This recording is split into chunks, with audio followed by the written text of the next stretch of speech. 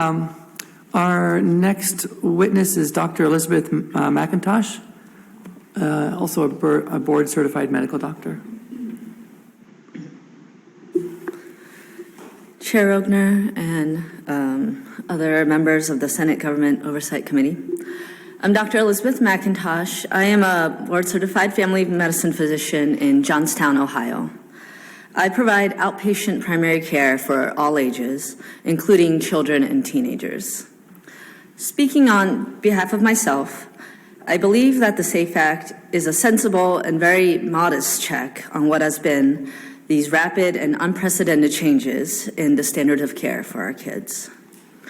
This legislation, as many have said, is not limiting anything for transgender adults. We are merely asking our children to finish growing up before making life-altering decisions about their sexuality and future fertility.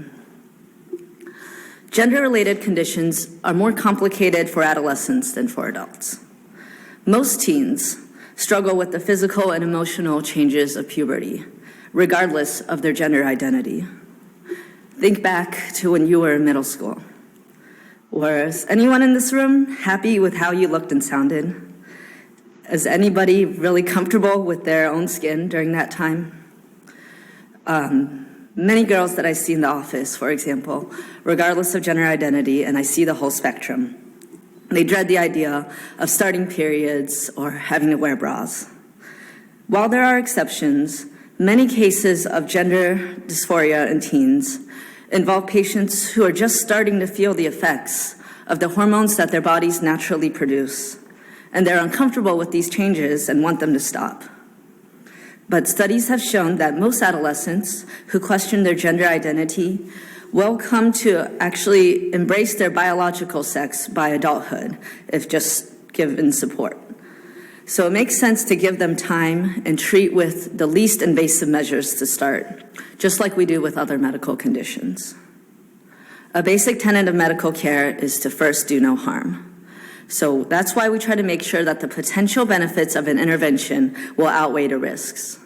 In the case of gender transition procedures, it is unclear if the treatments have long-term benefits for mental health, but it is clear that the medications cause harms to physical health. As others have testified, cross-sex hormones cause weight gain, acne, blood clots, decreased bone density, increased risk of certain hormone-related cancers and infertility, just to name a few.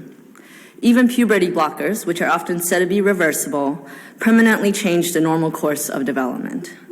And it is not known what the psychological effects may be or how they may affect the teenage brain or children's bones. And surgery, of course, is even more invasive and permanent. Some would argue that minors should still be allowed to give consent after being presented with the risks and benefits. But neuroscience really suggests that the teenage brain is just not mature enough to make such decisions. In truth, even 18 years old is probably still too young, since the prefrontal cortex that controls executive decision-making doesn't fully develop until about age 25. This is why young people tend to be more impulsive and act on emotions. If reaching maturity is essential for informed consent to sexual activity in general, it should certainly be essential for informed consent to procedures that affect sexuality and sexual organs. We are already seeing lawsuits from minors who went through gender transitions. Just last month in Florida, Isabella Ayala is actually suing not just her doctors, but the American Academy of Pediatrics for allowing her to start cross-sex hormones at 14. These and the other cases we've heard today should urge us to greater caution in the treatment of gender dysphoric youth. In medical school, we start with learning how a healthy human body works before covering disease states. We practice listening to healthy hearts over and over so that we can recognize when there is a heart murmur. We have to first know what is normal before we can understand and treat abnormal. It is the same for our kids. How can they know what gender they are or want to be before they have even experienced normal gender development? Our children will only get one chance to be teenagers. As every parent knows, teenagers think that they know everything, and that they don't need our help.